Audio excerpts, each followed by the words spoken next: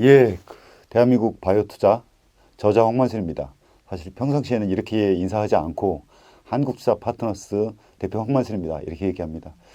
저 한국투자 파트너스 대표된 지는 아직 1년이 채 안 됐고요. 저희 회사는 운용자산 3조 3천억, 그리고 회사가 만들어진 게 1986년도니까 회사 나이는 한 35 이쯤 된 것 같고요. 연말쯤 되면 저희 운용자산이 한 4조 정도 될 것 같습니다. 매년 6천억 정도 투자하고 있고요. 투자하는 국가는 아프리카, 남미를 제외한 나머지 미국, 영국, 독일, 프랑스, 중국, 호주, 이스라엘 등등 여러 나라에 투자하고 있습니다. 바이오 투자로 말씀드리면 저희들 작년도 통계를 보니까 저희 회사에서 투자한 것 중에서 바이오가 대략 한 38%이 정도 투자했더라고요. 올해도 아마 비슷할 것 같습니다. 저희 회사가 아까 6천억 정도 투자한다고 했으니까 그러면은 한 40%면은 2천억이 넘는 돈들을 매년 바이오 투자를 하고 있고요. 개인적으로는 투자 일을 종사한 지는 만 20년이 좀 넘었습니다. 제가 약대를 들어가서 석사 마치고 그리고 군 문제 해결 등등의 이유로 병역 특례로 연구원으로 유한양행에서 연구원 생활을 대략 한 5년 반 정도를 했고요. 5년 반 연구하다가 이렇게 생각을 했는데 옆방에 있는 사람들, 학교에 있는 사람들, 동기들, 후배들, 선배들을 생각하니까 그 동네에서 경쟁하는 것이 경쟁력이 없다 이렇게 생각했습니다. 옆에서 굉장히 열심히 논문 읽고 공부하는 연구원들과 경쟁이 안 될 것 같다는 생각을 해서 다른 일을 좀 찾아봐야 되겠다 이러고 있던 차였는데 그 당시에 제가 번역 일을 잠시 했었어요. 아르바이트로 밤에 하고 있었는데 그 번역하는 책 중에 하나가 파퓰러 사이언스라는 잡지였는데 그 잡지 중에서 내용 중에 미국에서의 벤처 캐피탈을 소개하는 내용이 있었고 바이오 분야의 벤처 캐피탈을 하면 좋겠다 그렇게 생각을 했습니다. 그래서 면접을 봤는데 마침 2001년 8월 2일에 한국 바이오 기술 투자라는 데서 저를 뽑아 주셔가지고 투자자의 길을 걷게 됐습니다. 제가 다른 언론에서도 한번 얘기한 적이 없는데 제가 아주 어렸을 때는 집이 굉장히 어려웠고요. 그래서 지금도 똑같은데 50이 넘은 지금도 똑같은데 뭘 하든지 별로 겁나는 건 없습니다. 그냥 해서 그리고 1등이 되고자 하지도 않아요. 대략 한 3등 정도 안에 들어가면 잘 살 수 있다 이렇게 생각을 하는데 3등을 하려고 그러면 경쟁자가 많으면 안 되기 때문에 새로운 분야에 가야 된다 이렇게 생각을 했고 마침 바이오 투자는 다른 분야 투자랑 좀 다른 것 같은데 다른 분야 투자는 예를 들면 상대 나오고 이런 분들이 유리할 수 있습니다. 경영학과 나오신 분들 유리할 수 있는데 바이오 투자는 바이오에 대한 전문 지식 예를 들어 신약 개발하는 회사에 투자를 하겠다면 그 신약 개발 과정에 있는 내용들을 알고 그 데이터도 볼 수 있어야 되고 그래서 유한양에서 제가 5년 반 동안 제가 이제 밖에 나가서는 뭐라고 하냐면 쥐 잡고 개 잡고 원숭이 잡았어요 이렇게 얘기를 하는데 실제로 그 쥐 데이터, 개 데이터, 원숭이 데이터를 다 볼 수 있고 그런 것들이 투자 일을 하는데 경쟁력이 있습니다. 물론 이제 재무제표와 관련된 것들, 경영과 관련된 것도 공부를 해야 되는데 그런 부분들은 훌륭하신 회계사님들 많이 있어서 그런 분들에게 도움을 받으면 되니까 바이오 기업 투자에서 본질은 그 회사가 개발하고 있는 그 과정의 성공 가능성을 저희들이 평가하는 것이기 때문에 그래서 그런 전공이나 직장 생활이 도움이 되었던 것 같습니다. 그러니까 인생사 세옹지마인데 제가 유한양에 입사를 했을 때 제가 이제 약제학이라는 걸 전공을 했는데 대학원에서 약제학 전공자들은 회사에 들어가면 연구소에서 제재연구실 이런 데 근무를 하게 돼요. 근데 저는 조금 생뚱맞게 신약연구실에 배정이 됐어요. 그래서 이제 그때부터 신약연구실에서 처음에는 저희끼리 시험관 스터디 이렇게 인비트로 스터디 이렇게 표현하는데 그거를 하다가 조금 지나니까 마우스라는 조금 작은 쥐를 갖고 실험을 하고 하셔서 하고 좀 더 지났더니 좀 큰 쥐, 렛을 갖고 실험을 하게 해서 하고 그게 좀 더 지났더니 너 개 실험도 해야 돼. 개 실험도 하고 좀 지났더니 토끼도 하라고 그러고 좀 지났더니 원숭이도 하라고 그러고 약효 평가도 해야 되고 독성 시험도 해야 되고 PK 시험도 해야 되고. 그래서 그 당시에는 지금 이제 그 당시 상사가 뭐 연구소장이랑 그 당시 센터장 두 분이 계신데, 센터장님은 지금 이제 바이오벤처의 CEO를 하고 계시고, 그 당시 연구소장님은 저기 우정바이오라는 데서 하는 우신클의 지금 회장님이신데, 회사 다닐 때 그분들이 정말로 진심으로 미웠어요. 뭐냐면 사실은 어떤 시험들을 새롭게 셋업을 하고 나면 그 다음부터는 약간 루틴처럼 그냥 일상생활처럼 일하면 되는데, 새로운 시험을 셋업해서 뭐 어떤 경우에는 채 몇 주가 지나지 않아서 새로운 시험을 또 셋업하라고 하니까, 그래서 굉장히 미웠었는데, 다시 돌이켜 생각하면 신약 개발 과정에 있어서의 굉장히 많은 부분에 대해서 어쩔 수 없이 하기 싫었고 미워하면서 그 시험들 했던 그 경험이 도움이 되었던 것 같고, 아까 제가 번역 일을 잠시 했었다고 그랬는데, 번역 일도 한 1년 반 정도 했던 것 같습니다. 번역 왜 했냐면 무슨 자기 개발 이런 거에서 한 거 아니고요. 그냥 저녁 때 친구들이랑 편하게 술 먹으려면 술값이 있어야 되니까 매일 소주만 먹을 수 없어서 양주도 가끔 먹고 싶다. 그래서 번역 일을 했었습니다. 그런데 그 번역 일을 하는 과정 속에서 벤처캐피탈인 직업을 발견하게 됐고, 또 하나는 그 번역 일을 하는 와중에서 저도 모르게 어쩔 수 없이 해외에 있는 기술들이 어떤 기술이 생겨나고 어디 돈이 투자되고 그런 것들을 알게 된 거죠. 그래서 이렇게도 생각을 하는데, 우리 보면 저도 아이들이 있는데 아이들이 적성에 맞는 일을 잘 찾아줘야 된다라고들 얘기를 하시고 다들 고개를 끄덕거리시지만, 정말 솔직히 말씀드리면 아이의 적성이 뭔지를 아시는 부모님은 과연 얼마나 있을까? 더더욱이나 아이가 나의 적성을 안다? 그건 아마 1000명이 하나, 10,000명이 하나, 뭐 그 정도이지 않을까 생각이 들고요. 우리가 삶에 매 순간순간에서 어떤 때는 욕도 하고 또 어떤 때는 투덜거리기도 하지만, 그런 과정에서 그 매 순간순간들을 그냥 열심히 하다 보면 자기도 모르게 어떤 삶의 방향성이 결정되고, 그리고 또 그 길을 가다 보면 어느 정도의 성취를 이루는 게 아닌가, 이렇게 생각을 했습니다. 벤처캐피탈 관련해서 하나만 더 말씀드리면,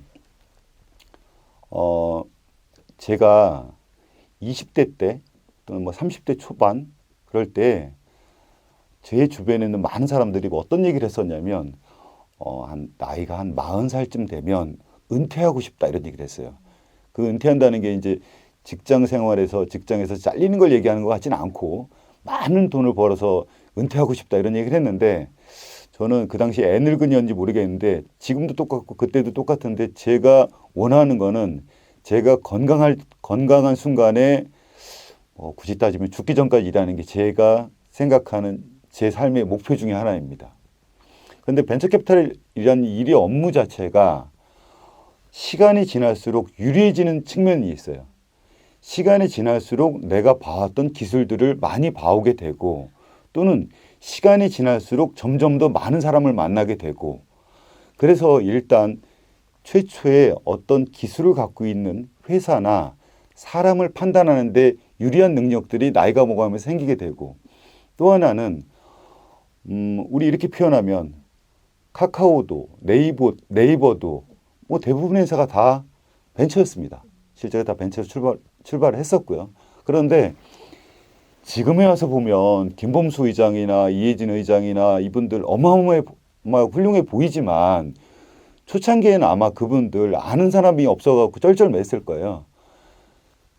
그런데 벤처캐피탈이란 일은 어떤 회사에 투자를 하고 난 다음에는 누구를 연결해 주는 것이라고 하거든요. 그래서 이제 그런 연결해 주는 거에 대해서도 시간이 갈수록 많은 사람을 알게 되니까 장점이 있다 생각을 합니다. 많은 분들 경험이나 이런 안목들이 이제 생기시잖아요. 거기서 이제 얻은 인사이트, 누군가를 봤을 때, 이 사람은 뭔가 투자할 가치가 있다, 이런 거를 판단하시는 기준?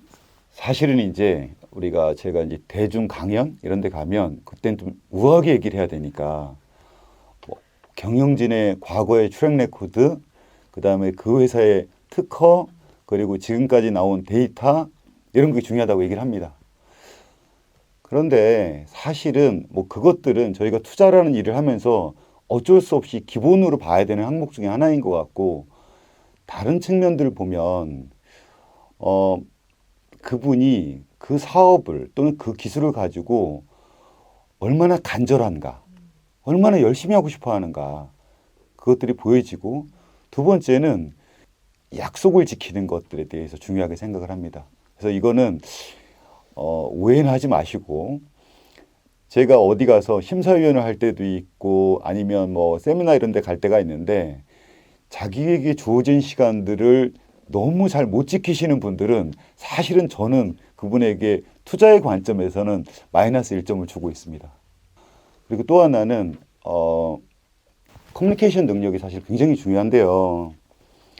특히 이제 바이오 분야가 더더욱 그렇습니다. 바이오 분야가 아닌 경우도 마찬가지이긴 한 경우도 많은데, 바이오 분야에서 신약 개발을 한다고 가정을 한번 해보자고요. 뭐 최근에 이제 코비드 19 코로나 얘기 많이 하니까, 자, 코로나 신약을 만들려고 하고 있어요. 그런데 이분이 아주 훌륭한 아이디어가 있어. 특허도 가지고 있어. 그런데 이분 혼자서 시험에서 개발하는 게 아니에요. 신약 개발을 하나 하기 위해서는 그분이 어떤 전공이든 관계없이 다른 전공의 사람들과 협업을 이루어야 됩니다. 협업을 이루어야 되는데 그 상대방들이 존재하는 거거든요. 그러면 그 상대방들이 이해를 못해. 그러면 그들과 협업이 이루어지지 않을 거다. 근데 한두 번만 협업을 하면, 그러면 괜찮은 거면 그래도 또 넘어가겠는데, 우리 흔히 신약 개발을 하는데 10년 걸린다고 하잖아요. 10년 동안 협업을 해야 돼. 그러면 10년 동안 커뮤니케이션이 필요한 거거든요. 근데 10년 동안 커뮤니케이션을 못하는 분이 성공할 가능성은 실제로 굉장히 낮아 보인다. 그런 거고, 그럼 이분이 회사 내에서 무슨 박사님들과만 커뮤니케이션 하면 되는 거냐? 그렇지 않죠. 상장회사가 됐다고 가정을 한다면 개인 주주도 있을 거고 애널리스트도 있을 거고, 이분이 정부랑 일을 한다면 정부 관계자에게 설명을 해야 되는데, 예를 들어서 어떤 바이오 기업이 정부 연구 과제를 수주를 해야 된다고 가정을 하면, 그러면 과학기술정보통신부에 있는 우리 사무관님한테 그걸 잘 설명해야지 정부가 연구비를 대주지 않겠어요? 근데 가가지고 본인이 아주 천재이시니까, 너무 훌륭하신 박사님이시니까 아주 어려운 전문 용어로 얘기를 해서 그 대화가 다 끝난 다음에 그 사무관님이 있다가, 아, 러시아 말인가 보다. 나는 전혀 이해가 안 된다. 라고 얘기를 하면 그 회사가 정부의 도움을 받을 수 없죠. 또는 우리가 아까 상장사 개인 투자 얘기를 했는데, 주가라는 거는 오를 수도 있고 내릴 수도 있습니다. 그런데 주가가 내리면 내리는 대로, 오르면 오르는 대로 주주들에게 충분히 설명을 해줘야 되는데, 그 또한 커뮤니케이션 능력인 거고요. 가가지고 매번 나는 훌륭하고 난 천재예요 라고 말할 수는 없는 거잖아요. 그러면 합리적으로 설명을 해야 되니까, 그런 취지에서 CEO의 커뮤니케이션 능력이 아주 중요하다라는 거고, 혹시 이제 이거 들으시는 분들 중에서 내가 CEO인데 어떡하지? 나는 커뮤니케이션 능력이 없는 것 같은데? 그러면 회사에 뭐 요새는 C 땡 오잖아요. 그러면 뭐 칩 커뮤니케이션 오피서를 하나 두시면 되는 거고, 커뮤니케이션이 훨씬 더 중요한 사업을 하고 계신 거면 커뮤니케이션을 아주 잘하시는 분을 각자 대표로 내세워서 그분은 주로 커뮤니케이션을 하시고 이분은 연구개발 하시고, 또 그런 방법도 있는 거고. 다만 그러니까 CEO 또는 경영진들의 커뮤니케이션 능력들은 굉장히 중요하다. 네. 새로운 연구들이 개발되고 하는데 어떻게 공부하시는지. 공부요. 제가 이제 아까 말씀드렸을 때 연구원 생활도 조금 했었고, 그리고 투자자 일로서도 한 20년 이상을 했으니까, 이제 바이오벤처의 사장님, 교수님 이런 분들을 뵈면 그분들이 정말 놀랍게도 제가 그 많은 기술을 다 이해할 거라고 생각하시고 설명을 하세요. 그런데 물론 다른 분들보다는 이해 폭이 조금 더 넓긴 할 거예요. 왜냐하면 이제 과거의 경험들이 있으니까. 그렇지만 새로운 기술들이 끊임없이 등장하고 논문이 나오잖아요. 그러면은 그것들에 대해서 기본적인 이해를 해야 되잖아요. 그래서 어떤 경우에는 네이버나 다음에서 검색도 하고요. 거기서 얻는 경우도 있고, 우리 이제 펀메드라 해서 논문 찾는 사이트들이 있어요. 거기 가서 리뷰 논문 한두 개씩 보기도 하고, 그리고 우리 많은 사람들이 알고 있는 위키피디아 들어가서 단어 하나를 갖고 모르는 용어가 나올 때마다 그걸 쫓아가면서 그거에 대해서 이해하려고 노력을 하고, 다만 제가 아주 깊이 이해를 할 필요도 없거든요. 저는 아니 그 기술에 대해서 아주 깊이 이해하시는 분은 그거를 개발하시는 분이고, 저는 그분들을 서포트할 수 있을 정도의 지식들이 있으면 되는 거고, 그리고 어떤 기술이든지 간에 그 기술이 성공하는 거에는 일정한 어떤 방식, 틀 이런 게 있으니까 그것들만을 이제 맞춰주고 구성하면 되는 거지. 제가 이제 그 기술에 대해서 만약에 그걸 창업하신 분보다 제 이해도가 더 높다, 그럼 제가 투자 일을 하지 말고 거기 가서 이제 그런 회사를 창업을 해야 되는 거니까 그렇습니다. 그래서 20대 때 초창기에 직장 생활을 할 때는, 그때는 사실은 제가 다닌 유한양의 경우는 아니었지만 대부분의 많은 회사들이 한 40대, 50대 이렇게 부장님쯤 되면 실무일 하나도 안 하고 이렇게 신문 보기와 담배 피기와 가끔씩 화내기 이런 것들이 이제 그분들의 일이었던 경우도 많았습니다. 그래서 그때 많은 사람들이 꿈이 나도 부장이 되겠다가 꿈이었어요. 그 부장이 되겠다는 뜻은 뭐냐면 나도 신문 보고 담배 피고 가끔 화내야지라는 얘기였어요. 근데 시대의 흐름이 바뀌어서 지금은 50이 되어도 60이 되어도 70이 되어도 끊임없이 공부할 수밖에 없고, 다행인 거는 제가 어떤 기회에 대학원을 마치면서 그래도 영어로 된 문서를 읽을 수 있는 능력이 있었고, 일을 해오면서 끊임없이 영어로 된 논문이든 뭐 어떤 언론 잡지든 이런 걸 읽어봐서, 그래서 영어로 문서를 읽는 거가 크게 부담스럽지는 않습니다. 그래서 그것들을 읽어가면서 이제 그걸 맞춰가는 거고요. 그리고 좀 솔직히 말하면 읽을 수는 있는데 잘 말하지도 못하고요. 상대방이 빨리 얘기하면 듣지도 못합니다. 네. 다른 얘기 하나만 할게요. 벤처캐피탈이라는 직업에 대해서 하나만 얘기해 보겠습니다. 아까 제가 저희 회사가 3조 3천억 정도의 자산을 운영하고 있다. 매년 6천억 정도를 막 투자하고 있다. 사실은 이제 제가 제 스스로가 세계 펀드의 대표 펀드 매니저, 대략 한 7,700억 정도 되는데 대표 펀드면서 일을 하고 있습니다. 그러면 많은 사람들이 저를 이제 화면으로 보시는 분들이 언뜻 봐도 제가 돈이 많아 보이지 않잖아요. 저희 집도 그렇게 부자처럼 어디에 나오지도 않고. 그러면 저는 무슨 돈을 갖고 투자를 할까요? 제가 벤처 캐피탈리스트를 제 식으로 정의를 하나 내린 게 있는데, 사실은 뭐 네이버든 아니면 구글링을 하든 그러면 벤처 캐피탈리스트 정의가 이렇게 쫙 멋있게 나옵니다. 멋있게 나오는데, 저는 그렇게 멋있게 나오는 것보다는 제가 생각하는 벤처 캐피탈리스트의 정의는 남의 돈으로 유능한 사람의 시간을 산다. 남의 돈으로 유능한 사람이 시간을 사는 게 벤처 캐피탈리스트라는 직업인데, 그러면 그 남의 돈은 누구 돈이냐? 남의 돈은 누구 돈이냐면 지금 화면을 보시는 분들이 거의 다 관련 있는 국민연금, 선생님 계시면 교원공제회, 사학연금, 과학자들 보고 계시면 과학기술인공제회, 집안에서 우리 장군님 계신 분 있으면 군인공제회, 경찰 가족 있으시면 경찰공제회, 또는 보험회사, 또는 국책은행, 이런 분들이 이제 나중에 그 돈을 더 크게 만들기 위한 방편 중에 하나로 저희에게 그 돈을 위탁합니다. 그래서 저희는 그 남의 돈을 가지고 그 다음부터는 뭘 하는 거냐면 유능한 사람을 찾아내는 겁니다. 유능한 사람을 찾아내서 그들에게 시간을 사기 위해서는 그들에게 돈을 투자하면 그 유능한 사람들이 뭐 24시간 내내 일하진 않고 가끔 술도 먹고 그러지만, 그분들이 끊임없이 일하게 되면 3년이나 5년쯤 지나면 그분들이 어떤 성과를 이루어내게 됩니다. 그러면 그거에 대한 결실을 얻어가는 게 벤처 캐피탈리스트의 직업이라는 거고, 다만 아무리 유능한 분이라도 혼자 내버려 둘 수는 없으니까, 그래서 저희들이 아는 분들, 그게 뭐 어떤 때는 기자일 수도 있고요, 어떤 때는 뭐 소개를 해주시는 그런 분일 수도 있고, 어떤 때는 미국에 계신 분일 수도 있고, 그런 다른 유능한 분들을 소개를 해서 그 유능한 분의 업적이 훨씬 더 빠른 속도로 성취될 수 있도록, 그래서 저희 회사가, 저희 펀드가 그걸 갖고 뭐 결국은 이제 돈으로 표현이 되는데 수익률을 얻게 되고요. 그럼 다시 그 수익률이 국민연금이나 뭐 군인공제회나 이런 데로 흘러가게 되는 그런 구조로서 저희들이 일을 하게 됩니다. 그분이 성과를 이뤄냈을 때 되게 희열을 느끼셨을 때도 궁금하고 내가 진짜 괜찮다고 투자를 했는데 실패하셨을 때도 있었을 것 같은데 네. 혹시 성공과 실패 사례가 혹시 있다면 음,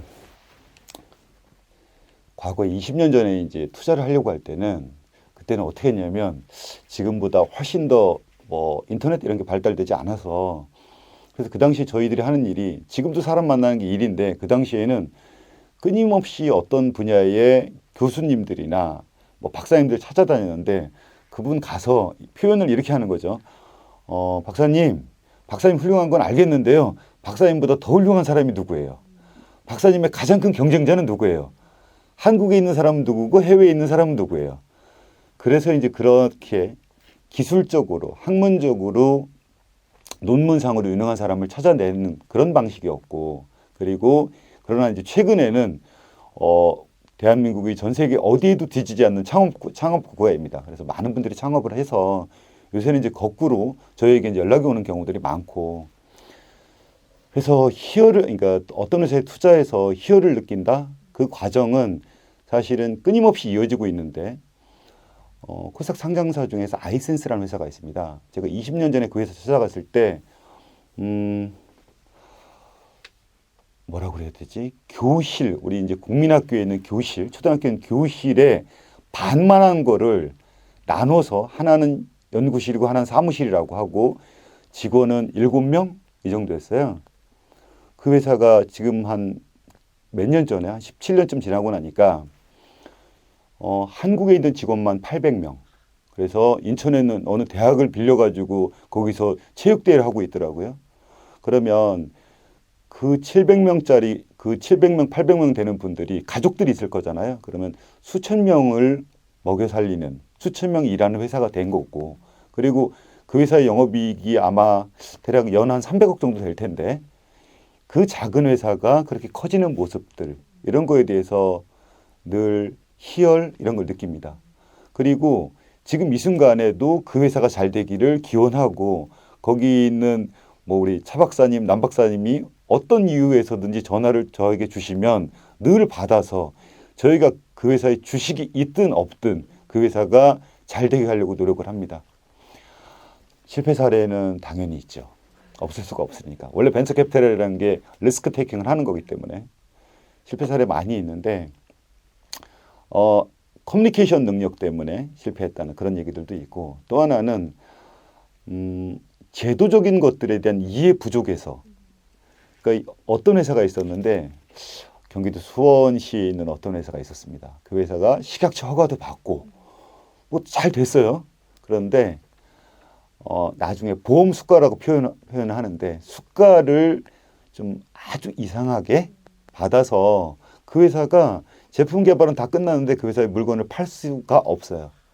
그래서 그때 이제 다시 그때 그 회사가 어려워진 순간에 제가 결심했는데 보험 수가를 산정하는 과정과 그리고 그거에 대한 영향 이런 것도 공부를 해야 되겠다. 왜냐하면 초기 기업 하시는 분들이 나중에 개발이 끝난 다음에 그것까지 알 수는 없으니까 그래서 뭐 늘 실패를 통해서 또는 성공을 통해서 매년 또는 분기별로 하나하나씩 쌓아가려고 노력을 하고 있습니다. 그래서 어떤 이유 때문에 실패했는지 내가 투자했던 미국 회사는 어떤 이유 때문에 실패했는지 또는 성공했던 미국 회사는 어떤 이유 때문에 성공했는지 그런 것들을 늘 생각하고 그 제가 생각한 것들이 저 혼자서 그거 가지고 있는다고 해서 뭐 도움 하나도 안 되니까 제가 투자한 회사들 제가 투자하지 않은 회사도 상관없습니다. 어쨌든 기업가 정신을 갖고 기업을 하시는 분들에게 그 제가 갖고 있는 뭐 이른바 노하우라고 표현되는 것들 그것들을 최대한 알려드리려고 노력을 하고 있고 예 그렇습니다. 그 응원하신다 했잖아요. 주식이 없는데도 응원을 하시는 그 마음이 왜 그러실까요? 응원을 한다라는 거는 이런 건데요. 어떤 기업을 응원한다. 근데 응원이라고 생각하지 말고 우리 전 국민이 다 아는 사촌이 땅을 사면 그 다음 구절이 뭐냐면 배가 아프다라고 합니다. 우리가 직장 생활을 하고 있는데요. 미국에 있는 CEO가 나보다 10,000배의 연봉을 받아도 배가 아프지 않습니다. 그런데 내 옆자리에 있는 분이 한 달에 15만 원만 나보다 더 받아도 아주 기분 나빠합니다. 저는 제가 이제 사촌이 땅을 사면 가서 축하해 주자 뭐 이런 것들을 제가 그냥 술자리 캐치프레이즈처럼 하고 다니는데 실제로 내가 잘 된다는 것들은 내 주변이 잘 되는 것과 똑같습니다. 우리가 지금 오늘날에 지금 코로나 때문에 다들 힘들어 하시는 분들 많고 자영업자들 굉장히 힘드신 것들 알고 있고 그분들이 거짓말을 하는 것도 아니고 앓는 소리 하는 게 아니라는 것을 알고 있어요. 그런데 다른 나라의 상황을 보면 우리나라보다 훨씬 심각하거든요. 그러면 우리나라에서 다른 나라보다 유리한 환경에서 사망률도 훨씬 적은 나라잖아요. 우리나라가. 이 나라에 사는 거는 나의 노력입니까? 나의 노력 아닙니다. 그냥 어쩌다가 내가 이 나라에 태어난 것뿐이에요. 그러면 내 주변들이 잘 된다 하면 나중에 일단 자식 세대까지 갈 필요도 없고 일단 내가 잘 될 확률이 높고요. 누군가가 대박이 났다고 가정을 하면 그분은 어쩔 수 없이 해외 도피하지 않는 한 세금 내셔야 됩니다. 그럼 그 세금이 나에게 돌아올 거고 그래서 동일한 산업 내에서 마찬가지입니다. 저는 다른 산업도 다 잘 되길 원하는데 제가 원래 주특기가 바이오다 보니까 바이오 산업에 있는 분들이 좋은 논문을 내는 것들, 좋은 특허를 내는 것들, 좋은 제품을 개발하는 것들, 잘 수출하는 것들, 코스닥에 상장해서 기업 가치가 주가가 올라가는 것들 그런 것들이 사실은 나한테 영향을 주고 있고 이런 얘기는 약간 미신처럼 들릴지도 모르겠는데 저는 누군가가 제가 그 사람을 그 기업을 진심으로 응원해 주면 그분이 느낄 거라고 생각하고 거기에서 그분이 뭔가를 더 잘할 수도 있을 거다 이렇게 생각합니다. 그래서 실제로 마음으로도 응원을 하고 그리고 마음 말고 제가 갖고 있는 뭐라도 있으면 그것들 갖고 응원하려고 노력을 하고 있습니다. 뭐 결론적으로 얘기하면 사촌이 땅을 사도 배 아파하지 마라. 그분이 잘하면 삼겹살이나 소고기를 사줄 수 있다. 예, 제가 일정표에 지금도 제 그 핸드폰, 스마트폰에다가 적혀 있는데요. 제가 매일 적어 놓지는 않고요. 한 달에 한 번 같은 요일날, 토요일날 적어 놓고 한 달에 한 번이라도 기억을 하자라는 거고 사실은 뭐 매주 생각을 합니다. 첫 번째는 고개 들면 죽는다. 제가 이제 이걸 얘기할 때 골프 얘기를 하는데요. 뭐 요즘은 또 골프 인구들이 대한민국에서 많이 늘어나고 있으니까 골프 칠 때 가장 많이 듣는 조언이 뭐냐면 고개 들지 마라 그런 겁니다. 그래서 막 어떤 분들은 자기 골프 신발에다가 고 들게 이렇게 써놓습니다. 고개 들면 멍멍이 이렇게 하는 거죠.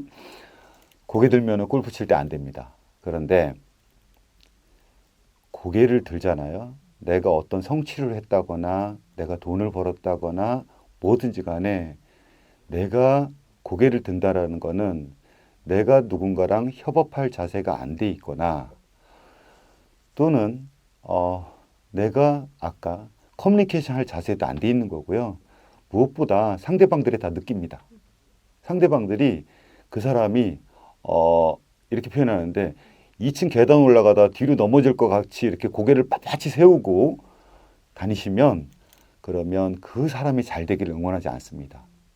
그래서 고개 들지 말아야 된다라는 것들 우리가 가장 중요하게 느끼는 것들이어야 되고 그래서 과거에 생각해 보시면 여기서 이제 직장 생활하는 분들 보시면 옛날에 대학 들어갈 때 고등학교 대학 들어가는 과정에서 막 이렇게 공부 잘해서 막 좋은 명문대 간 애들 있잖아요. 근데 그런 애들 기억을 해보면 어떤 사람은 조금 더 좋은 느낌, 정겨운 느낌으로 남는데 어떤 분들은 재수없다 이런 느낌으로 다가오는 분들이 있습니다.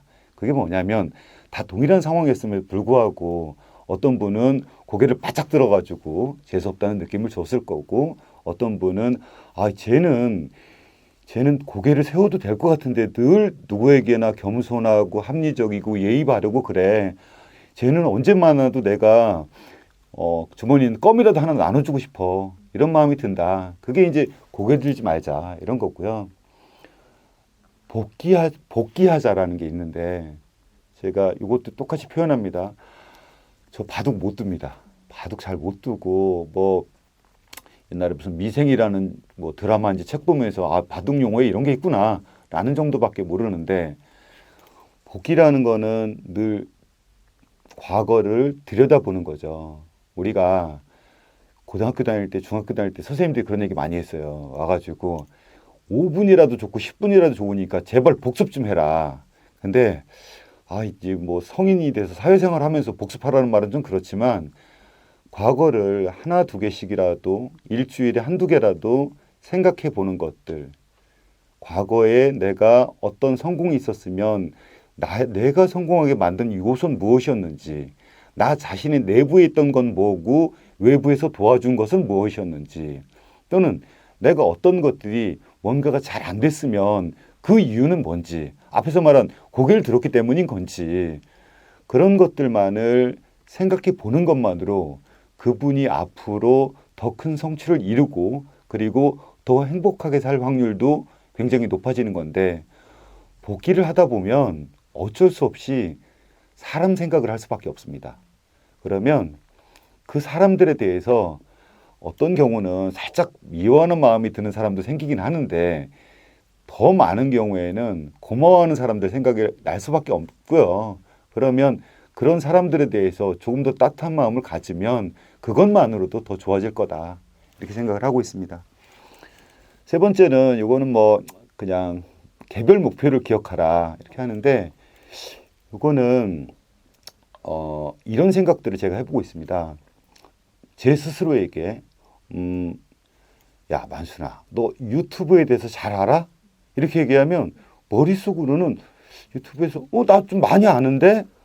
라고 생각을 하는데 정작 제가 유튜브에 대해서 한번 써봐 라고 생각하면 제 생각에 아마 3페이지를 못 넘길 것 같습니다.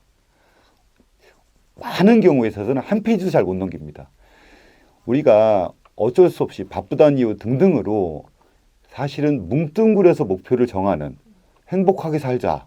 아니 누구나 행복하게 살고 싶죠. 그런데 그러면 무엇이 나를 행복하게 만들지라는 생각도 사실은 해보지 않아요. 그래서 우리가 나를 만드는 것들은 작은 것들이 모여서 나를 만들어지게 되는데 작은 행위와 작은 성취들이 모여서 나를 만들어지게 되는데 자꾸 뭉뚱그려서 하는 버릇들도 있고 그렇습니다. 그리고 또 이제 우리 잘하는 거 있잖아요. 오늘의 할 일은 반드시 내일로 미룬다. 이런 거 있잖아요. 그래서 각각의 개별 목표들을 생각하다 보면 조금 게으러질 때 조금 더 부지런해지고 그리고 우리가 큰 틀의 목표라고 얘기하는 것들 행복하게 살기 그런 것들 이루는데 작은 요소들을 만들어갈 때 도움이 되기 때문에 그래서 이런 것들 하고 다니고 아까 제가 이런 것들 핸드폰에도 적어놓고 다닌다고 했잖아요. 제가 과거에는 전문 용어로 건방을 떨었습니다. 그래서 저도 고개를 들었던 거죠. 그래서 저는 안 그럴 줄 알았어요. 고개 안 들 줄 알았고 복귀 맨날 할 줄 알았어요. 근데 자꾸 잊어버리는 거죠. 그래서 잊어버리면 어떻게 하면 되냐면 계속 쳐다보면 기억은 나니까. 그래서 저 스마트폰에다 적어놓고 그것들 보면서 그래서 이제 뭐 한 2주 이렇게 고개 들었다가 다시 보고 자, 바로 고개를 숙이자. 뭐 수그리 이 단계로 가는 겁니다. 그 직업에서 제일 많이 느낀 운일 것 같아요. 그래서 통제 가능한 요소랑 불가능한 요소, 그리고 인풋과 아웃풋, 투입과 결과 이런 부분을 어떻게 나누고 거기에 대해서 어떤 태도를 가지는지. 벤처캐피탈 성공과 관련해서 운, 어떤 상황 변화, 코로나 같은 사태가 왔을 때 내가 이미 미국에 백화점을 투자해 놓고 있었잖아요. 그건 100% 망한 겁니다. 그런 것들은 통제할 수가 없어요. 그리고 그렇게 해서 망했으면 그거는 기꺼이 받아들여야 돼요. 극복할 수 없는 거기 때문에. 극복할 수 없는 거에 대해서 고민해봤자 술집에서 술만 많이 팔릴 뿐입니다. 가서 술만 먹을 테니까. 그래서 우리가 나의 힘으로 할 수 있는 것과 할 수 없는 것들을 분리해 놓고 있어야 되는데 자 이렇게 코로나처럼 우리가 할 수 없는 것들에 대해서 할 수 없는 겁니다. 예를 들어서 제가 그런 것도 있지만 중국의 교육 산업에 투자를 하고 있었어요. 근데 얼마 전에 우리 시진핑 선생님께서 중국 사교육 금지 이렇게 했잖아요. 그럼 그런 건 못 막는 거예요. 다만 그런 것들을 제외한 것들은 시간을 가지고 있으면 늘 보완이 가능하거든요. 그래서 운이라는 거가 언제 올지 모르잖아요. 그러면 그 운이 나한테 올 때까지 기다리면 되는 거죠. 근데 가만히 기다릴 수는 없으니까 준비하면서 기다려야 되는 거고. 그래서 저희들이 투자를 하게 되면 운이 좋으면, 이건 진짜로 운이 좋은 겁니다. 운이 좋으면 1, 2년 만에도 막 대박이 나는 경우가 있어요. 그건 실제로 운이 좋아서인 거고요. 저희도 투자하면 3년, 5년, 어떤 때 10년씩 걸리는데, 그러면 10년 동안 그 회사에 운이 다가올 때까지 저희들이 그 회사의 경영자와 함께 같이 준비를 해 나가는 거죠. 그래서 운이라는 게 언제 올지 모르니까 미리 준비를 해야 되고, 어쩔 수 없는 경우가 되면 빨리 포기할 수밖에 없다. 그거 뭐 죽은 기업 뭐 살아나세요 정한수 떠놓고 기도한다고 해서 살아나지 않을 거고요. 대부분의 경우는 사실은 말을 키우는데 포기하기 쉽지 않고요. 이렇게 상황적으로 법이나 이런 상황으로 되지 않으면 잘 포기하지 않습니다. 어떻게 해서라도 살려보려고 노력을 하고 있고, 그래서 국내 파트너가 없으면 해외 파트너 물색하고, 돈이 부족하면 돈을 어딘가에서 저희도 더 투자를 하고 더 끌어오고 해가지고 그걸 끌고 가려고 노력을 하는 거고요. 이제 가끔 가다가 이제 저희는 포기하지 않는데 회사에서 포기하는 경우들이 있습니다. 근데 저희는 서포터잖아요. 그래서 회사에서 포기를 하면 그때는 또 어쩔 수가 없고요. 뭐 여러 가지 상황들이 있는 것 같습니다. 가끔 가다가는 그렇게 맑고 깨끗하고 욕심이 없어 보이는 분이 오늘 회사에 갔더니 회사 돈을 횡령하고 있는 그런 경우도 보게 되고, 그럼 포기해야 됩니다. 마음이 떠난 그분하고 뭔가를 함께 할 수는 없으니까. 그렇습니다. 자, 그러면 바이오 산업, 바이오 기술 이런 얘기 잠깐만 하면, 제가 이제 농담처럼 사람이 하는 건 다 바이오 기술이야 이렇게 얘기를 하는데, 사실 그렇게 정의하지는 않고 생명체의 어떤 현상을 이용해서 무엇인가를 한다라고 하면 그걸 바이오 산업이라고 표현을 하고 있어요. 그래서 최근에 우리 이제 코로나 백신 나오고 있는데 우리 모더나, 뭐 화이자 이런 데서 mRNA 백신을 만들어야 얘기하잖아요. 그 mRNA와 백신은 전부 다 사람의 생명체 현상입니다. mRNA는 우리 메신저 RNA 우리 들어봤어요. 우리 몸에 있던 현상들인 거고요. 동물에 있던 현상들인 거고, 백신 또한 우리 몸의 면역 기능을 이용하는 겁니다. 우리가 영국에 있는 아스트라제네카가 만든 백신, 그 백신은 어떤 현상을 이용한 거냐? 원숭이의 독감 바이러스의 전달 능력을 이용한 백신입니다. 생명체의 생명 현상을 이용한 백신이고요. 그래서 우리가 당뇨 환자들이 병원에 가서 맞는 인슐린, 집에서 맞는 인슐린, 그거 원래 우리 몸속에 있는 겁니다. 우리 몸에서 원래 만들어내던 거를 몸 밖에서 공장에서 만들어내는 겁니다. 그래서 우리가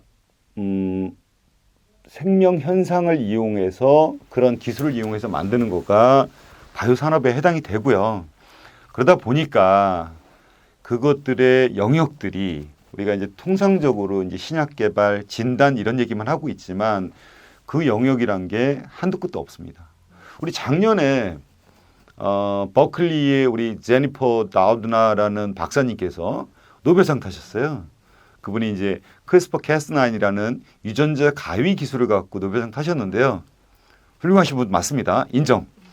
근데 그분은 뭘 발견하신 거냐면, 자, 인류라는 사람보다 어마어마하게 더 오래 살았던 세균이 있어요. 근데 세균의 할아버지가 누구냐면 바이러스입니다. 바이러스가 가장 오랫동안 살아왔고요. 세균 등장했고, 그로부터 아주 한참 후에 사람이 태어났어요. 크리스퍼 캐스9이라는 현상은 뭐냐면, 세균이 바이러스가 하도 괴롭혀서 바이러스에서 살기 위해서 뭔가를 했던 어떤 현상이 있었는데, 그거를 이런 세균 생물학자와 생화학자인 제니퍼 다우드나 교수님께서 그 현상을 발견해서 유전자 가위라고 명칭을 짓고 그 기술을 일부 변형을 해서 특허를 만들어낸 거고, 그게 유전자 가위 기술입니다. 그러면 이 유전자 가위 기술을 갖고 앞으로 동물도 바꾸고 식물도 바꾸고 사람도 바꾸고 치료제도 만들 거예요. 그럼 그런 거가 다 이제 바이오 기술에 해당이 되는 거고, 만약에 그 유전자 가위 기술을 가지고 요새 이제 탄소 중립 이런 얘기 많이 하고 있잖아요. 그래서 어떤 미생물이 있는데 막 이 미생물이 공기 중에 있는 이산화탄소를 막 먹을 수가 있어. 되게 좋을 것 같잖아요.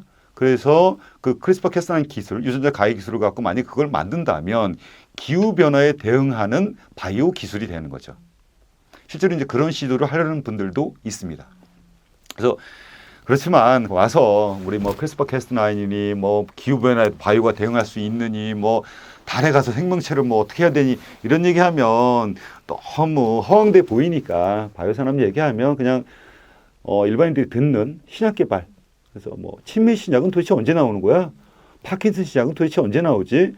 고혈압 약은 내가 계속 먹어도 되는 거야? 뭐 이런 거 관련된 것들이 그냥 일반적으로 바이오 산업이다 이렇게 생각하면 되는 거고, 바이오 산업이 왜 매력적이냐 이런 얘기들 하잖아요. 그런데 자 가만히 생각을 해보면 사람들이 방송 보시는 많은 분들이 살 빼야지라는 생각 많이 하고 계신데요. 살도 못 빼는 거예요. 우리 인류의 기술이라는 게. 자, 방송 보시는 분들 때문에 나날이 줄어들어가는 머리숱 때문에 고민하시는 분들이 있을 텐데요. 자, 대머리도 해결 못 하고 있는 거예요. 사실은 우리가 아주 사소한 것부터 시작해서 굉장히 많은 질환까지 우리 인류가 해결해야 될 것들이 많이 있고, 그 해결을 하나하나 해나갈 때마다 그 기업이나 그 연구자나 거기에 대한 투자자들은 우리 대박이 날 거니까, 그래서 바이오 산업의 전망들이 발달하는 거고, 그러면 여기서 한국의 바이오 기술은 해외에 비해서 괜찮냐? 괜찮다라고 얘기를 하고요. 그럼 네가 어떻게 하냐? 그래서 제가 그랬잖아요. 저는 바이오와 관련돼서는 호주 투자도 하고 중국 투자도 하고 미국 투자도 하고 이스라엘, 영국, 스웨덴, 프랑스, 벨기에 다 투자를 해봤어요. 그래서 상대 비교를 해보면 한국의 기술이 막 월등히 뛰어나다까지는 아니지만 최소한 동등 이상이다라고 얘기를 하고 있어서, 그래서 한국의 바이오 산업이 괜찮다 이렇게 말씀드리는 겁니다. 특허 관련해서 분쟁이 많잖아요. 네. 그 장평 다우드나도 그런 거 분쟁이 있고, 우리나라에도 김진수 교수님도 그렇고, 투자자의 관점에서 되게 이제 가능성이 있어가지고 투자를 했는데 막 그런 것들에 걸려 넘어지고. 제가 지금부터 한 20년쯤 전에 어떤 변리사님에게 삼성전자가 매년 특허를 버리고 있다는 얘기를 듣고 제가 깜짝 놀랐어요. 아니, 특허를 버린다는 거는 바이오 산업에 종사하는 사람에게는 말도 안 되는 얘기거든요.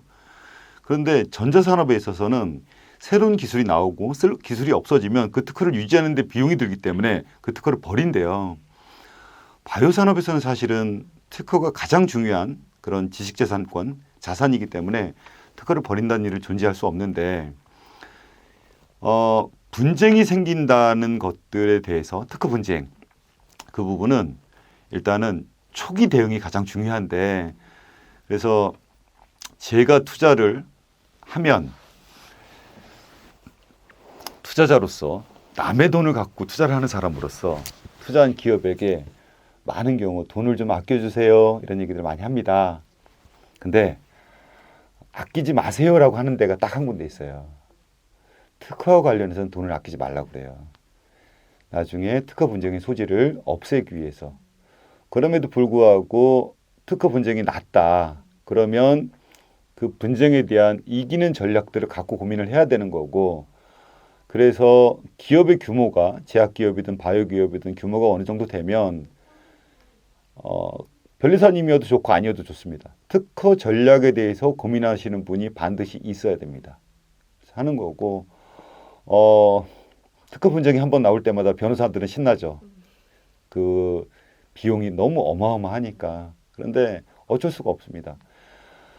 바이오 신약들은 바이오에서 특허가 독점권을 행사해 주는 거기 때문에 그 독점권을 가진 특허에 대해서는 어쩔 수 없이 끊임없이 고민하고 대응하는 것밖에 방법이 없고, 그래서 뭐 제가 지난주에도 어디 강의 다녀와서 프리덤 투 오퍼레이션 리포트는 꼭 가져야 되고요.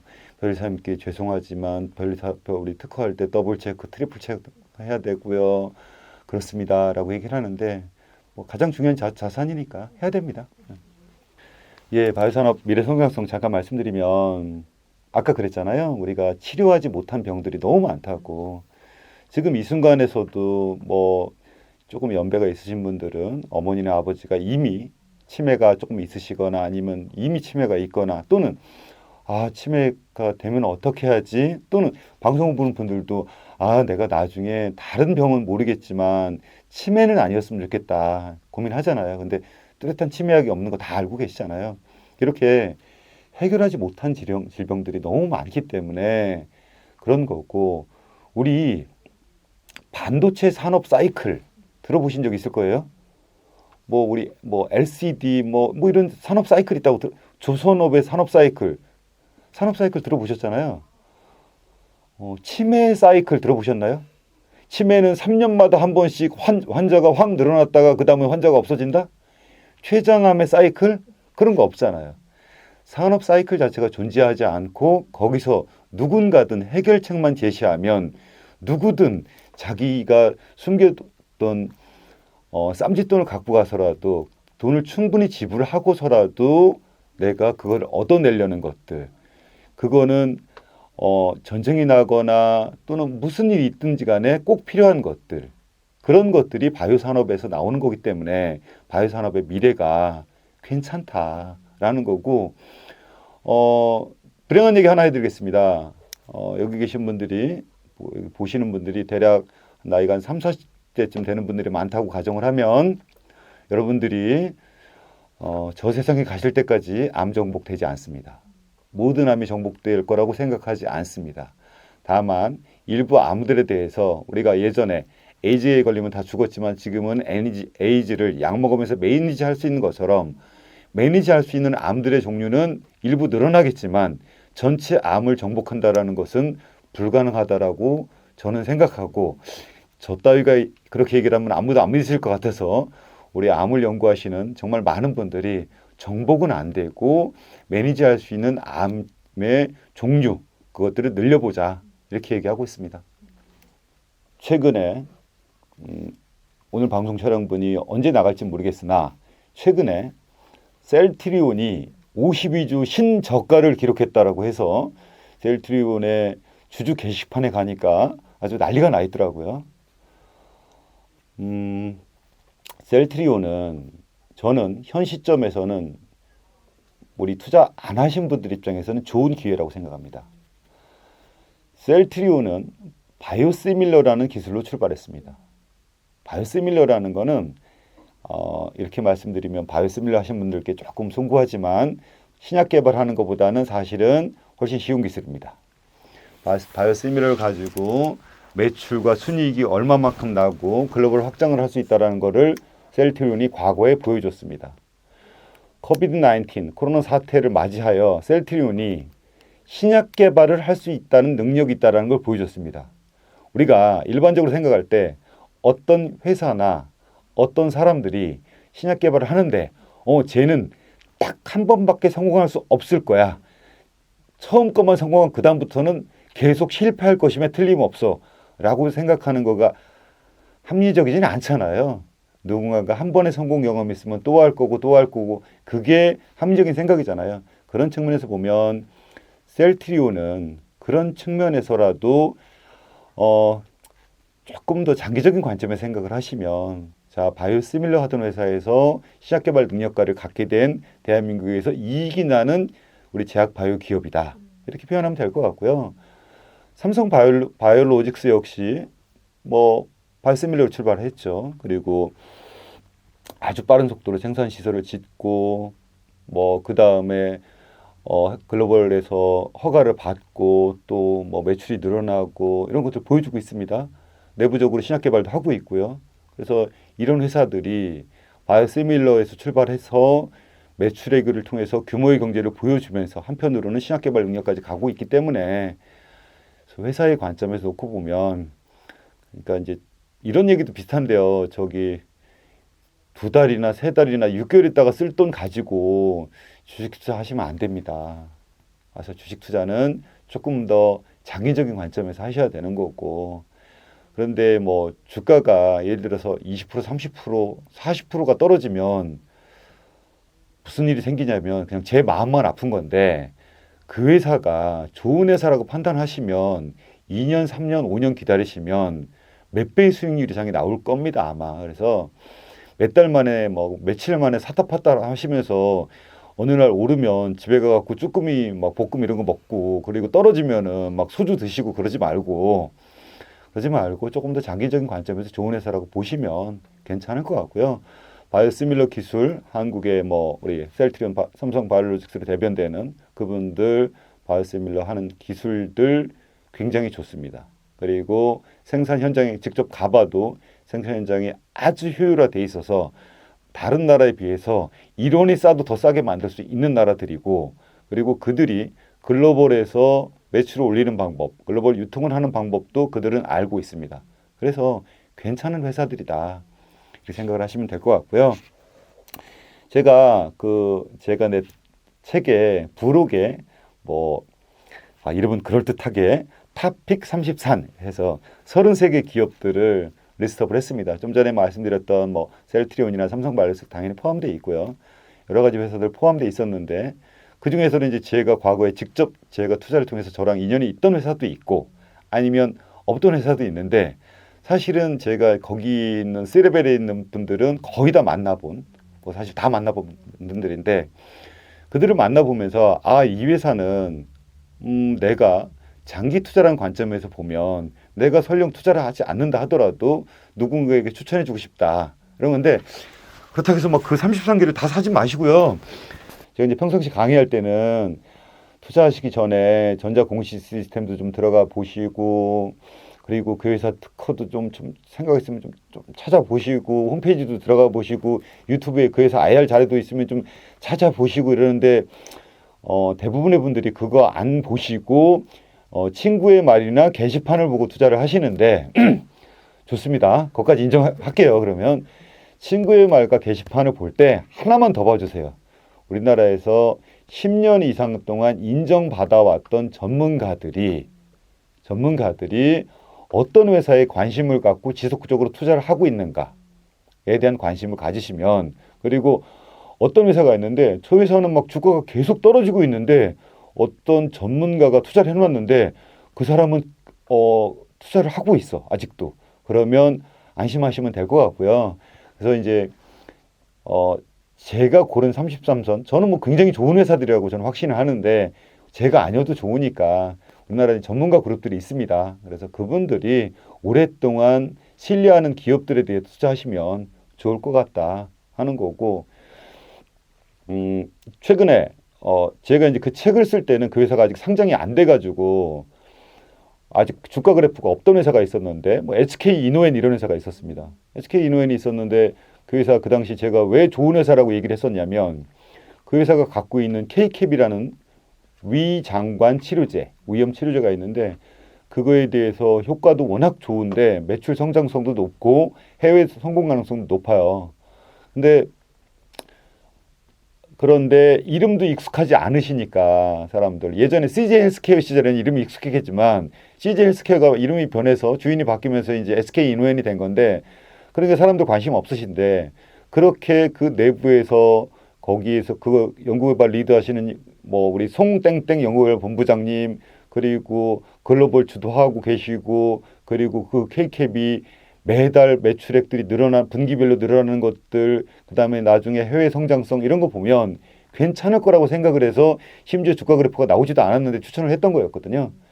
그래서 그런 회사들 보시면서 그냥 오늘 말씀드리는 거는, 저도 그 전문가 중에 하나이긴 하지만 제 말도 들으시고, 그 다음에 다른 전문가 얘기도 조금 더 들어서 게시판 보고 친구 말 들을 때 전문가가 누가 있는지도 한 번만 확인을 해보자. 그래서 내가 확인하기 귀찮으면 친구한테 그거라도 한번 물어보자. 투자하기 좋은 기업의 공통점. 사실은 이제 이런 경우는 대기업들, 기업 규모가 좀 큰 경우랑 조금 작은 경우는 좀 차이가 납니다. 그래서 대기업들은 일단 논외로 해야 돼요.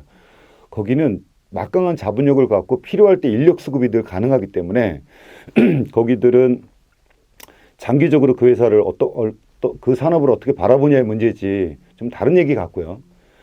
조금 작은 기업들, 그 기업들은 일단은 제일 중요한 거는 C레벨이 중요한데 그 중에서도 CEO 중요합니다. 그 CEO가 어떤 생각을 갖는지가 가장 중요하고요. 그래서 뭐 저는 이렇게 표현을 해요. 그래서 우리가 혹시 이 방송을 듣는 분들 중에서 본인들이 주식을 사야 되는 분들이 아니고 내가 그 회사다라고 얘기하면 그 회사를 대표하는 인물들 하나씩 만들었으면 좋겠습니다. 그래서 뭐 우리가 ABL 바이오 이상훈 박사, 태운 바이오 김은택 박사, 뭐 제가 십몇 년 동안 가장 좋아하는 회사라고 늘 부르짖고 다니는 레고캠 바이오 김용주 박사, 뭐 KPS 김성철 박사, DNR 바이오팹 윤원수 박사. 사실 이제 그렇게 상징되는 인물들이 변하지 않으면 그분들이 건강하고 지금 언급했던 분들이 안 건강했다는 게 아니라 그분들만 건강하고 그분들의 생각만 변하지 않으면 사실은 다 되는 거죠. 그분들이 뭘 하시는 분들이냐면 아까 얘기했던 트랙 레코드가 있던 분들이었고 그리고 커뮤니케이션을 잘하는 분들이고 특허 전략을 잘 세워서 좋은 특허가 있는 분들이고 데이터를 끊임없이 쌓아가는 분들이고 경기가 좋을 때나 나쁠 때나 끊임없이 연구개발 하시는 분들이고 그리고 성취욕을 돈에서 느끼는 게 아니라 자기가 이룩한 어떤 성과에서 느끼는 분들이니까 그분들한테 예를 들어서 레고캠바이오 김용주 박사님한테 박사님 제가 내일 5천억 드릴 테니까 내일부터 연구하지 마세요 라고 얘기하면 김용주 박사님 아마 그거 못 견디실 겁니다. 뭐 그런 얘기입니다. 투자와 관련해서 경영진을 볼 때 또 하나 보는 것 중에 하나인데 그러니까 우리가 좋은 회사를 고르는 것 쉽지 않습니다. 그런데 투자하지 않아야 될 회사를 고르는 것도 어떤 회사에 임직원이 계속 바뀐다. 투자를 절대 하지 말아야 될 회사 중에 하나입니다. 신약 개발에 아까 10년 걸린다고 그랬잖아요. 그러면 그 내부에 쌓인 경험들이 계속 축적돼 가야 될 텐데 거기에 있는 임직원들이 자꾸 바뀐다 그러면 리더십이 없는지 커뮤니케이션이 없는지 참을성이 없는지 아니면 월급을 너무 조금 주는지 스톡옵션을 아예 안 주는지 잘 모르겠는데 어쨌든 그분들은 협업을 할 수가 없는 분들이어서 그래서 우리 재무제표상으로 보시면 퇴직급여 충당금 항목과 퇴직급여가 실제로 이루어진 항목들이 매년 어느 정도 변하는지를 보시면 자 종업원수 대강 우리가 나오잖아요. 자료 보면은 퇴직급여 충당금도 나오잖아요. 실제 퇴직급여가 얼마 나갔는지도 나오잖아요. 근데 거기에 대해서 급격한 변화가 있어요. 그런데 회사가 자꾸 설명을 머뭇거려요. 그러면 주요 인력이 떠난 겁니다. 아니면 인력들이 대거로 떠났거나 그러면 빨리 그 다음날 주식을 팔자라는 것 중에 하나입니다. 뭐 우리가 이제 바이오 산업은 우리가 이제 매출액이나 영업이익률, 뭐 에비타 이런 거를 사실은 그 회사를 평가하기가 좀 어려운데 이제 재무제표 관점에서 바이오 기업을 평가할 때 보는 항목 중에 하나가 퇴직급여 충당금 더하기 그리고 실제 퇴직급여 또 하나 이제 보면 그 회사에 연구 개발할 수 있는 돈이 얼마나 충분히 확보되어 있는가 또는 작년, 재작년, 올해 연구 개발비가 전체 액수로 적절한 속도로 증가하고 있는가. 갑자기 작년, 재작년에 비해서 올해 연구 개발비가 막 현저히 삭감해서 떨어져 있어. 그러면 뭔가 그 회사 내부에 사단이 벌어진 겁니다. 여쭤봐도 될지 모르겠는데 그 윤리적인 관점에 있어서 바이오 산업 분야에서 고민하는 것들이 있잖아요. 이 좋은 기술을 더 많은 사람들에게 쓸 수 있는데 한 기업이 독점을 한다든지 뭐 이런 여러 가지 고민들이 있잖아요. 바이오 산업과 기술과 우리가 생각하는 어떤 윤리 어려운 얘기입니다. 사람의 탐욕과 사람의 그거와 반대되는 얘기이기 때문에 쉽지 않습니다. 예를 들면 언론 보도에서 어떤 기가 막힌 약이 나왔는데 그 약값이 25억이다. 이런 기사 보셨을 거예요. 그리고 최근에 코로나 사태를 겪으면서 전 세계에서 가장 떼부자가 된 회사가 하나 있죠. 파이자. 그 다음 맨날 적자만 나다가 드디어 흑자가 났는데 어마어마하게 흑자가 나는 회사 모더나. 자, 그 회사 시가총액 대략 8조 정도, 8조도 채 안 했었는데 작년 1월에 올해 160조가 넘어가고 있습니다. 시가총액이. 그런 회사도 있죠. 그 회사 경영진이나 그 회사 투자자들은 참 좋겠어요. 그죠? 그런데 인류의 재앙을 이용해서 돈을 버는 것들은 돈을 벌지 말자는 얘기는 아니잖아요. 그런데 너무 큰 이익을 버는 거에 대해서 우리가 과연 박수만을 칠 수는 없는 노릇이잖아요. 그래서 그거와 관련돼서는 우리 바이오산업, 바이오기술이 발전할수록 어떤 사회기금, 사회보험, 사회 시스템 이런 거가 좀 있으면 좋겠습니다. 그래서 우리 아이가 죽어가고 있는데 25억이 없어서 죽는 경우들이 실제로 많이 있습니다. 그런데 그것들이 사회 전체가 좀 해결해 주는 거고, 그리고 기업들도 우리 회사가 이익이 너무 많이 나갖고 정말 좋아요 라고 얘기할 수도 있죠.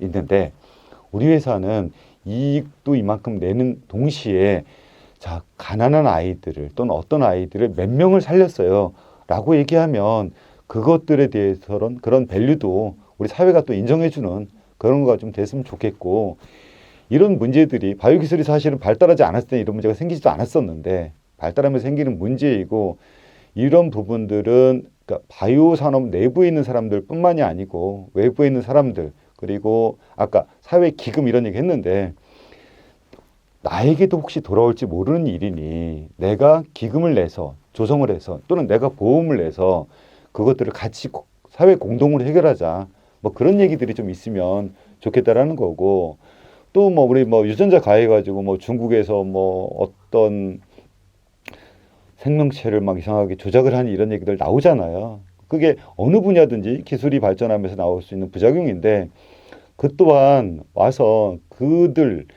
기술 내부에 있는 사람들만으로 안 되니까 다른 분들이 그런 부분에도 늘 좀 신경을 쓰고 관심을 가져주고, 아까 얘기한 대로 그런 거 어떤 기업이 있는데 충분히 돈 벌 수 있는 기회가 있는데, 그럼 예를 들면 이번 팬데믹 사태에서는 아스트라제네카가 그랬습니다. 아스트라제네카 백신 가격이 4달러잖아요. 4달러 그 원가입니다. 걔네들은 아스트라제네카는 이 팬데믹 사태를 이용해서 돈을 벌지 않겠다고 CEO가 선언을 했어요. 그러면 그 회사가 매출이나 이익이 늘진 않을 매출은 늘겠지만 이익은 안 늘 거잖아요. 그러면 우리가 대신 사회적 분위기라도 그 회사의 밸류에 대해서 인정해 주는 것 정도는 필요하지 않는가.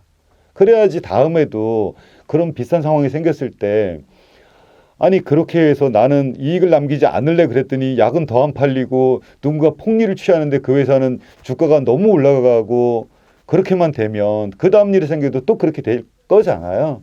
그래서 반드시 수익성의 관점에서만 보지 말자라는 게, 그냥 저도 이 업에 속해 있는 사람으로서 그냥 한 말씀 드리자면 그렇습니다. 바이오 산업이 거대해지는 이게 약간 치료 목적이잖아요.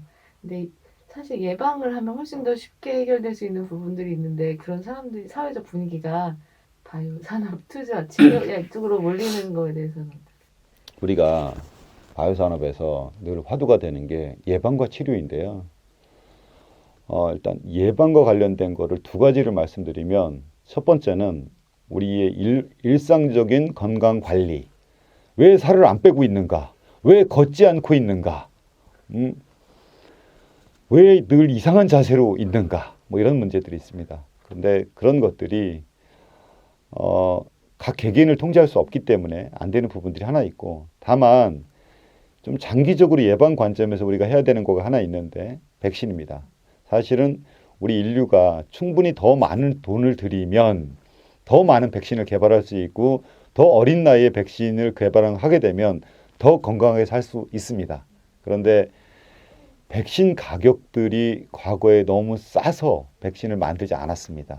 그래서 그런 부분 또한 우리 이제 연구하는 사람들이 더 많은 종류의 백신들을 우리가 만들 수 있고, 우리가 태어났을 때 지금은 그 기본 아이들 백신 접종 세트 있잖아요. 그거에다가 훨씬 더 많은 것들을 더하면 나중에 사회적 비용이 훨씬 줄어들 테니까, 그런 백신과 관련된 것들에 대해서 국가적으로 또는 사회적으로, 그러니까 정부에서 그런 거 관련돼서 막 예산 투입을 한다고 그러면 나중에 어떻게 될지도 모르는데 왜 쓸데없는 데 돈을 써? 그게 아니라 저거 필요한 일이야 라고 응원해주고, 그런 것들이 좀 있으면 좋겠다 라는 거고, 예방과 관련해서 치료제 하나만 더 말씀드리면, 나중에 병이 걸리시면 훨씬 더 큰 비용이 들어가고 힘드니까 저 바이오산업이 시장 안 커져도 좋으니까 평상시에 많이 걸으시고, 그리고 체중 유지하시고, 그렇지만 또 갑자기 운동한다고 산에 올라가셨는데 산 정상까지 가지 마시고, 마라톤 하지 마시고, 자, 우리가 흔히 얘기하는 유산소 운동으로 빠르게 걷기 정도가 사실은 가장 좋습니다. 모든 면에서 가장 좋습니다. 그래서 그런 거 많이 하시면 좋을 것 같습니다. 아까 투자하기 좋은 기업들 말씀해 주셨는데 그런 건 약간 수익성 관점이고 이렇게 사회적 비용을 낮추고 더 나은 사회를 만들고 약간 이런 관점에서 혹시 투자했으면 좋겠다는 회사 아까 아스트라제네카 말씀해 주셨는데 그런 회사 혹시 있을까요? 예방 관점에서 우리가 투자해야 되는 회사들이라고 보면 향후에 그냥 어떤 회사가 어떤 형태든지 백신을 개발한다라고 하면 아 그래 쟤네 그 중에서 조금 너무 이상하지만 않으면 걔네는 사회적 비용을 낮추는 쪽에서 뭔가를 하고 있구나라고 하고 근데 이제 만약에 그 회사가 코로나 사태 전부터 하고 있었어. 그러면 걔는 진짜로 진정성이 있는 애다. 코로나 이후부터 했으면 갑자기 뭐 이런 거 아니야? 이렇게 생각할 수도 있고요. 그래서 백신과 관련된 회사들이 대략 그런 유의 회사들이다. 백신, 항생제, 항바이러스제 이런 거 만드는 회사들은 대부분이 다 그런 거와 관련된 있는 회사들이다 생각하면 됩니다. 사실 항바이러스, 항생제, 백신 이거요. 지난 20년 동안 우리 전문 용어로 돈이 안 되는 분야였습니다. 그래서 투자도 안 해왔었고요. 근데 그것들 이 사단을 겪었으니까 앞으로는 하겠죠. 할 거고. 또 그들이 성취를 해야지 또 우리가 이번 코로나가 이제 몇 달 있다 끝난다고 가정을 하고 또 한 2년마다 한 번씩 2년씩 마스크 쓰고 할 수는 없잖아요. 그래서 그렇습니다. 이런 얘기 하나 드릴게요. 바이오 관련해서 제가 아까 그런 얘기 들었습니다. 대한민국의 바이오 기술이 괜찮다. 그래서 제가 대한민국 바이오 회사에 많이 투자한다. 물론 대한민국보다 경쟁력이 더 있는 게 있으면 해외에도 투자한다. 그러면 어떤 분들이 이런 얘기도 합니다. 야, 한국 사람이 한국 회사에 투자해야지. 그 말도 맞는데요. 제가 투자한 그 해외 회사가 성공하잖아요. 그러면 제 몫만큼은 다 달러로 벌어서 한국으로 다 갖고 들어옵니다. 그래서 국내 투자도 중요하지만 해외 투자도 중요하고 또 제가 투자하면 한국의 제약사들은 한국의 병원이랑 또 연결하지 않겠습니까? 그래서 연결고리자 역할 이런 것들도 하고 있다. 이런 얘기도 드리고 한국의 바이오 회사들 경쟁력이 있으니까 뭐 잘 투자하면 좋을 것 같다 이런 얘기 하는데 또 이제 투자를 얘기할 때 비싸다 싸다 얘기들이 나옵니다. 그래서 미국은 안 비싼 것 같은데 한국은 왜 이렇게 비싸냐 이런 얘기들을 하시는데 뭐 개별 종목마다 좀 비싼 것도 있고 싼 것도 있고 그래서 뭐라고 얘기할 수는 없습니다. 그런데 실제로 놓고 보면 어느 단계가 지나면 미국 회사가 훨씬 더 비싼 겁니다. 그래서 사실은 우리나라는 여전히 코리아 디스카운트를 받고 있고요. 하는 건데 이제 비상장 기업들, 초기 기업들의 이제 밸류에이션이 한국이 좀 비싸다 이런 얘기들 하고 있는 건데 그럼 비상장 기업 투자하지 마시고 임상 좀 단계 좀 지난 다한 것들 그런 것들 잘 골라서 투자를 하시면은 될 것 같고요. 그래가지고 전반적으로 우리나라 그러니까 미국도 최근에 비상장 기업도 밸류에이션이 굉장히 올라가고 있거든요. 그래서 뭐 일반화 시켜서 미국은 싸고 한국은 비싸고 뭐 유럽은 싸고 한국은 비싸고 이럴 수가 없는 것 같고 뭐 그러면 그렇지만 전반적으로 놓고 보면 한국의 기술들이 괜찮다 이렇게 생각을 하고 있습니다. 이런 얘기도 제가 아까 농담처럼 했는데 재작년까지 제가 유럽에 뭐 이렇게 브뤼셀을 갔다 오고 그러면 사람들이 유럽 기술은 어때요? 그래서 별거 아니에요. 그래서 한국에 비하면 어때? 한국이 훨씬 나. 이렇게 얘기하면 사람들이 다 제가 농담하는 줄 알았습니다. 지금도 안 믿는 분들이 꽤 있을 텐데. 자, 작년에 우리 코로나 진단키트 한번 만드는 거 보셨죠? 사실 그거 한국의 기술력으로만 놓고 보면 그거 만든 거 일도 아닙니다. 그러니까 그 수십 개의 기업들이 순간적으로 다 만들어냈죠. 근데 6개월이 지나고 8개월, 9개월이 지나도록 중국에서 제대로 만들어내는 거 보셨습니까? 미국에서 제대로 만들어내는 거 보셨습니까? 유럽 회사들이 막 뚝딱 만들어내던가요? 그렇지 않잖아요. 그러면 자, 일단은 해외 사람들이 볼 때 한국은 진단 키트, 그것도 코로나 진단 키트 하나만 딱 잘 만드는 나라일 거야 라고 생각하는 거는 합리적이지 않죠. 아, 코로나 진단 키트도 저렇게 순간적으로 퀄리티 있는 제품들을 잘 만들어서 전 세계에 공급하는 걸 보니 다른 것들도 잘 하겠구나라고 생각하는 거가 더 합리적이잖아요. 그래서 해외에서 한국의 기업을 바라보는 시각들이 훨씬 더 좋아졌다. 그게 우리 기회 중에 하나다. 그런 얘기도 제가 가끔씩 하고 다닙니다. 강의 맨 막판에 대한민국의 바이오 기술을 가장 믿지 않는 나라는 어디일까요? 어느 나라일까요? 이렇게 하면 사람들이 제가 뭐라고 하냐면 대한민국인 것 같습니다. 우리 충분히 우리가 자만까지는 아니지만 우리 자부심 가지고 자신감 가지고 할 수 있을 만한 어떠한 학문적인 것들 여러 가지 우리 갖추고 있다. 그래서 너무 쫄지 말고 기술을 믿고 창업하셔도 되고 저희도 그 창업한 거에 저희도 투자하고 있고 저희 투자한 다음에 그 회사들이 상장하면 이상한 상장되는 거 아니잖아요. 그러니까 여기 계신 분들도 들으시는 분들도 또 믿고 투자하시고 그러면 된다. 대표님도 회사를 운영하시면서 네. 어떤 마인드로 회사를 운영하고 계시고 또 직원 관리를 어떻게 하고 계시고 어떤 직원이 더 신뢰할 수 있는지 그런 것도 회사 운영 관련해서 리더십 관련해서 리더십 관련해서 회사를 운영하다 보면 또는 팀장에서 팀을 리더 어느 경우도 똑같습니다. 리더의 경우에 있어서는 그 리더의 성과라는 게 결국은 조직의 성과로부터 이전돼서 오는 거기 때문에 그 조직원들 중에서 좋은 성과를 내는 직원이 예뻐 보일 수밖에 없고 그 직원한테 잘해 줄 수밖에 없습니다. 그거는 어쩔 수가 없습니다. 그런데 조금 더 리더의 입장에서 놓고 보면 취지라는 것을 생각하게 됩니다. 그래서 어떤 분이 좋은 취지를 가지고 일을 해서 성과마저 좋으면 그분은 우리 뭐 어른들이 옛날에 얻고 다니고 싶어요. 그런데 취지가 안 좋아도 성공하는 경우도 있습니다. 그러면 제가 운이 좋은 거죠. 취지가 좋았는데 자꾸 실패하는 경우들이 있습니다. 그 경우는 그 취지가 좋은 사람이 게으르지 않다면 그러면 저는 끝까지 가야 된다고 생각합니다. 그거는 제가 바이오 벤처 기업들 투자를 바라보는 시각과 제가 저희 회사 직원을 포함한 조직원들을 바라보는 시각과 제 스스로의 마음가짐이기도 합니다. 그래서 와서 성과가 중요하다. 그런데 취지 또한 중요하다. 이렇게 표현드리고 싶습니다. 저는 제가 인생에서 중요한 것, 다 같이 잘 되기, 다 같이 잘 됐으면 좋겠습니다.